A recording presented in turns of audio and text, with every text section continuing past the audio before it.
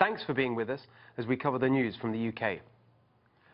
12 years ago, London was also hit by Islamist terrorists in a coordinated set of attacks on the buses and the underground. It was the first time the UK had to face the reality of homegrown Islamist terrorism, that there were people born and raised in Britain who were prepared to murder their fellow citizens in the name of their sick ideology.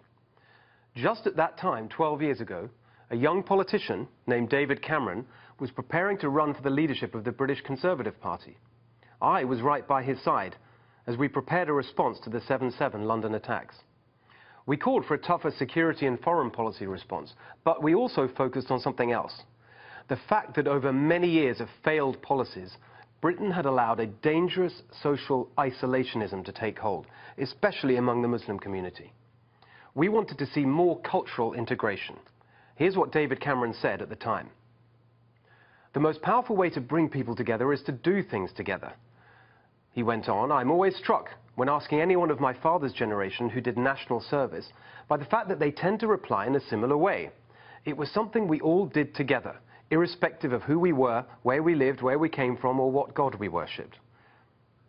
So 12 years ago, we set out a plan for a modern version of national service, something that prepares teenagers for their responsibilities as adult citizens, that enables them to meet people from different backgrounds and to learn about the realities of life in different communities, and which teaches them the lifelong lesson that we're all in this together, that we have duties to our fellow citizens.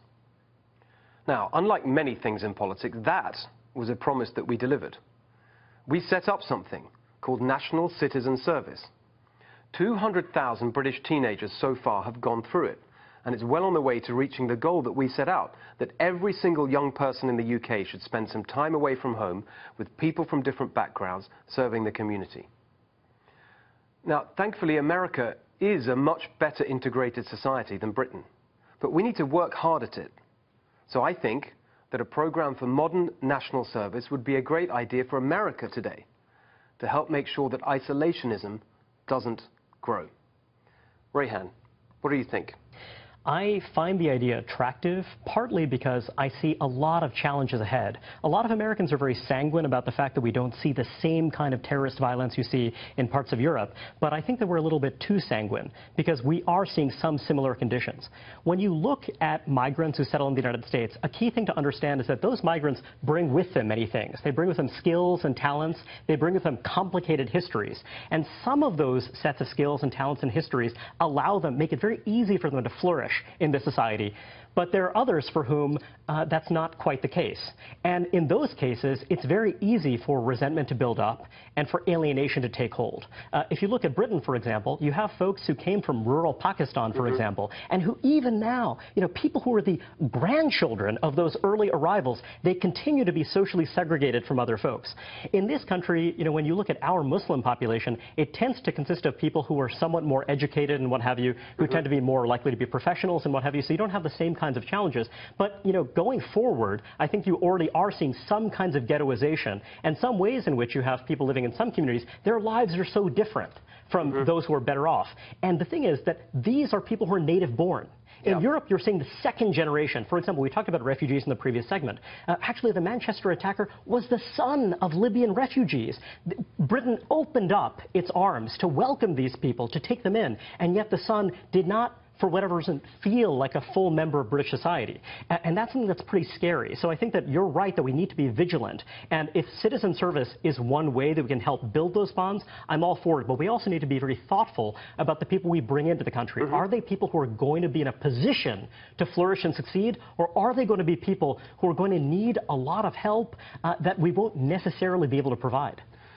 Well, look, I mean, I think that's just a really smart analysis of where we are. And Congressman, I wanted to get your take on it in terms of, I'm an immigrant to the US, and one of the things I think is so attractive is the idea that there's this idea of America that we buy into. Do you think that that is holding, that we do have this shared sense of national identity, or do you think that it's actually something that may be in danger of slipping away, and if so, what do we do about it? Well, I'm a bicentennial baby born in Philadelphia in 1976, son of immigrants, so I think this common American identity is really important. And here's what I think we ought to do. I mean, I'm open to a national service, but every American ought to read 4 things: the Declaration of Independence, the United States Constitution, the Gettysburg Address, Yes. and the I Have a Dream Well, by speech. the way, I love that, and one of my favorite things I've done since coming here is going to the National Constitution Center with my children in Philadelphia. Sandra, last word to you on this. But that's what it's about, is learning what it feels like to walk in someone else's shoes. And in this country, you're seeing such a sensitivity and a fear over what divides us that we're so quick to say, no, you can practice your religion here, you can have your culture here, but just go do it over there and we'll do our thing over here. Rather than uniting and learning from those other religions and learning from those other cultures. I like the idea, but you know, I'm a business girl and I'm wondering what the costs are. Who's going to pay for it? I knew you were going to say that. Well, thank you all very much. Thank you.